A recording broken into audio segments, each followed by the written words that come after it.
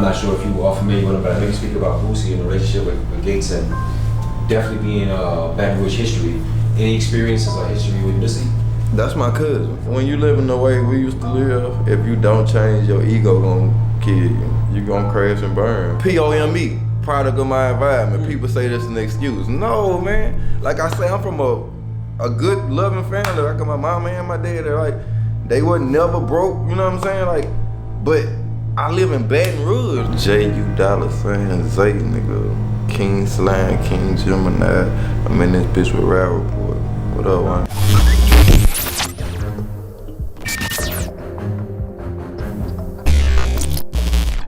I'm the one who's gon' do the good deed. Amputate your legs by blowing out your knees. I'm full of capers, then I play a Haitian. Definitely being Baton Rouge history. Any experiences or history with Nussie? That's my cousin. Oh shit. I used to be around Nussie a lot because Nussie had a relationship with Dead Game. When Gates was on Dead Game, Nussie used to come through a lot, you know what I'm saying? He used to come by, we had a studio called Bottom Line in the hood, and he used to come through that bitch a lot. If you said Nussie 10 years ago, nigga know who I was. You know, even though I wasn't rapping, but if you said Nussie, somebody knew who I was because I always was out there. You speak about Nussie's character and who he was as a person. Take the rap shit away, good bad guy. Say it again? Good bad guy. If you say good bad that's what he called himself, and that's what he was, the good bad guy. He was like Robin Hood. He would take, but he was giving back, you know what I'm saying, at the same time. Fools lost or something? Hey, keep rolling, homie. See where you get that a Cracker Jack by? What motherfucker, you wanna take a closer look at it? Oh, I'd love to. His vision was to put the whole Baton Rouge on. You know what I'm saying? He felt like other people was empowered that wasn't signing orders or putting orders on who had potential, you know what I'm saying? Let me tell you this something about me. You see how bad it first He felt like if he got on, he was gonna turn their light on. I ain't gonna lie, that nigga had about 20, 30 artists back then. He was say if you had something going on and he liked it, he was gonna sign you. He owned the whole block in his hood. Where his club was, he had a house next to it. Like that was his whole block. I used to go to his trap and fuck with him. I had this song that I was trying to put him on. He was gonna do the feature for me, right? But the producer who did it for me, I can't remember at the time, but he had a Lil Wayne sample on the hook. And it was when Lil Wayne had said, I got money out there, there's no but I'm rich. And it kept repeating on the hook, I got money out there, no but I'm rich, I got, you see what I'm saying?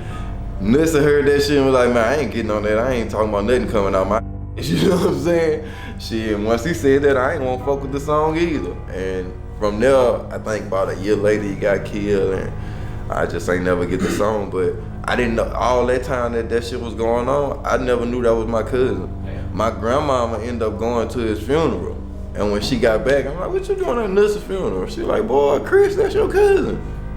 I'm like, I ain't know that shit. She told me how we was kin, but I'm kin to a lot of people in BR and they don't know it. That's just how, I mean, that bitch a small city and like, you know what I'm saying? We probably, a lot of us who probably be beefing and whooping around don't even know we probably blood tied, you know what I'm saying? Bitch nigga tryna take mine, put his brake line on the flat. Came through the pipeline on the grapevine, I'm a lifeline, that's a fact. At the time I said he wasn't no bitch ass nigga or nothing like that. That bitch was fighting and you know, was about that back then. It's just, we were so tight and he wanted to be, you know, my dog. So, you know, even though I was a fucked up mess ass little nigga back then. Like when we talking now, he tell me now, like me being messy and doing shit like that, that's what made him really like gravitate to me, cause we ain't go to no like hard ass school like Lehigh. That bitch got some hoods that go to it, but I wouldn't call it like McKinley, Capital, or Struma, no Glen Oaks. Like it wasn't on that kind of level, but it had a few niggas around that bitch with the bullshit, and I was one of them. You know what I'm saying? So he kind of like. And you stood out for that shit. Yeah, he told me his hair was naturally curly. You know, he half Puerto Rican, and he say he used to be cutting his hair really low to avoid, you know, having to deal with the pretty boy shit. You know what I'm saying? And I grew my hair a little bit. And I'm the reason why everybody in Baton Rouge started growing dreads, no cap. You know what I'm saying? Like I started that shit, but anyway, I was putting like a kit in my hair to make it curl up. And he seen me doing that and he was like, man, then I'm cutting my shit and he doing his shit like height. You know what I'm saying? That just made him look at me like, man, and he bought the bullshit. So it just made him be like, man, I could be a pretty boy and still be with the bullshit. You know what I'm saying? He ain't see it until he seen me do it like that. You know what I'm saying? Being associated with everyone is never a situation where it might have been Zay, or because you fucking with them niggas too type shit. It was a time. I ain't gonna say the rapper name. But if people pick up on it, they pick up on it. It's a dead rapper from Baton Rouge who used to do his shit. Like, he put a lot of rappers on too, you know what I'm saying? He had came home from jail back in like 04, and his little cousin went to school with me. When the rapper came home, little cousin was like, man, I want you to come do a song with my cousin. And this the very first time he had ever recorded music. A lot of people wouldn't even know that me and dude was tight how we was. But that nigga had some real street beef going on with some killers from BR, you know what I'm saying? Some real big dog killers who doing. We was at a particular studio one night and they're recording this shit. We all walking out the studio together at the same time. We all leaving. But as soon as he hit the door, he like, man, y'all see that car, that purple Impala over there? I'm like, nah. He like, look.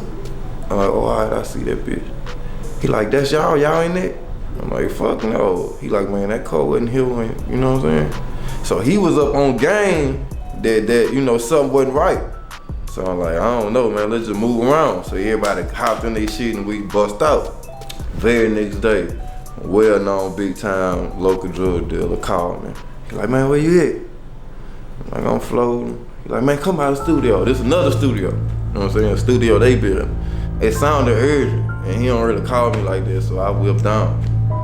When I whipped down, it's some niggas that he fuck with that I know, but they beefing with the rap nigga who I was with the night before. I know that, you know what I'm saying? Mm-hmm. So he like, I call you over there cause little brother don't want to talk to you.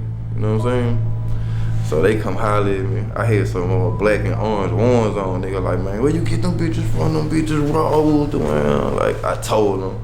We was just kicking the shit, and he was like, but look. He like, that's why I had big brother call me over here for. He like, you was at the studio last night. But he named whose studio it was, you know what I'm saying? I'm like, yeah. He like, you had them shoes on. With a Coogee shirt with the on the collar. I go to looking at the boy sideways like, what you mean? He like, yeah, when the rap nigga spotted the purple Impala, I was in the bushes. I wasn't in the car no more. I was finna, he like, I had him. He like, the only reason I ain't do that boy nothing cause y'all was with him. You know what I'm saying? He like, man, I ain't sparing you next time. So he basically letting me know, like, he kissed me coming out that bitch with him again, like, he not gonna not shoot. But I'm remembering the night before, like, when a nigga was on that car and, like, what was going on. That nigga was like, I seen when Lil One was, like, peeping the car and shit. He was like, I had him then. He like, I ain't want to hit and possibly hit you. You indirectly saved his life? Yeah. You know what I'm saying? And my own life, you know what I'm saying? He really, like, on some shit, like, upset that I fucked it up. He like, man, that's my chance that I had. And he basically let me know how hard he fucked with me. Like, I just couldn't do that to you. But he like, man, I can't keep losing my chance. That's how hard they was at each other. The little nigga who I'm telling you about, that's a nigga who Booster introduced me to. You know what I'm saying? But he was a nigga out the country. He wasn't really from Baton Rouge, you know what I'm saying? And that little bitch was a boss back then. He still got a boss mentality, but I ended up surpassing him, you know what I'm saying? Yeah, so I ain't really have, like, I just was around big dogs. I ain't had one though. Outside of, I was under Booster for a long time, so outside, I mean, I could say that was a big brother figure to me. I looked up to Boo, you know what I'm saying? But outside of that, I ain't had no big dog, ever.